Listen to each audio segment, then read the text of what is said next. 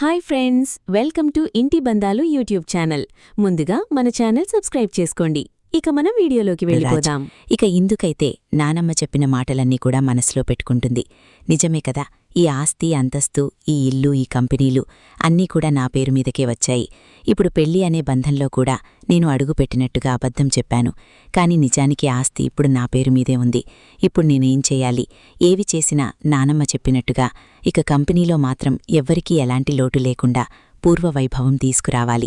నా అన్న అమ్మ కంపెనీ కోసం ఎంత కష్టపడ్డారో అదంతా కూడా చిన్నప్పటి నుంచి నానమ్మ నాకు చెప్తూనే ఉంది. ఇక నాకు ఆ దేవుడు ఏదో ఒక ఆలోచన, ఏదో ఒక దారి ఖచ్చితంగా రావాలి అని చెప్పి బాధపడుతూ కబోర్డ్ తెరుస్తుంది. అందులో తన తండ్రి స్వరాజ్ ఇక కోటును చూస్తుంది.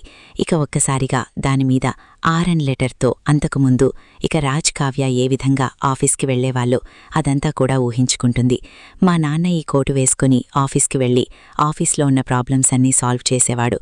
ఎక్కడున్నావు నాన్నా నువ్వు, ఎక్కడున్నా నాకు ఆ బలాన్నివ్వు అని చెప్పి మనసులో అనుకుంటూ ఇక తల్లి కోసం రాసిన ఇక కళ్యాణ్ చేసిన ఇక బుక్కుని ఓపెన్ చేస్తుంది. అందులో రకరకాలుగా కావ్య ఆఫీస్ని ఎలా డీల్ చేసిందో కూడా రాసేసరికి అది మొత్తం కూడా వింటుంది. మరొక వైపు ఇక వెంటనే కూడా లాయర్కి కాల్ చేస్తుంది. లాయర్ గారు, మా అమ్మ మా నాన్న వీల్నామా రాశారు.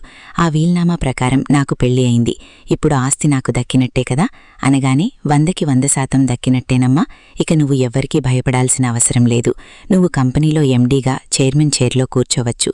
ఇప్పటివరకు నీ స్థానం మీ ఇంట్లో రేఖారేఖా మేడం గారు చూసుకున్నారు. ఇప్పుడు ఎప్పుడైతే మీకు పెళ్లి జరిగిందో ఆ మరుక్షణం నుంచి మీరే అన్నిటికీ అధికారి అని చెప్పి ఇక లీగల్గా కూడా వాళ్లు వెళ్ళినా ఏమీ చెయ్యలేరు. నిన్ను ఎవ్వరూ ఆపేదిలేదు. ఇక నీకు అడ్డేలేదమ్మా అని చెప్పి లాయర్ గారు చెప్పేసరికి ఇందు ఒక్కసారిగా కొన్నంత ధైర్యమైతే వస్తుంది. ఇక